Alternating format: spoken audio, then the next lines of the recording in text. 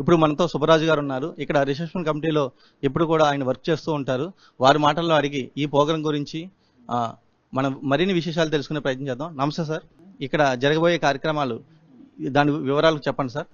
ఇక్కడ ఏర్పాట్లన్నీ కూడా అద్భుతంగా జరుగుతున్నాయి. ఇక్కడ ఉగాది ఉత్సవాలు కూడా చాలా పరమాద్భుతంగా జరుగుతాయి. అందరి సహకారంతో అందరూ మాస్టర్లో ఒక గ్రూప్ ఎనర్జీ ద్వారా ఇక్కడ ఈ కార్యక్రమాలన్నీ కూడా అద్భుతంగా జరుగుతాయండి.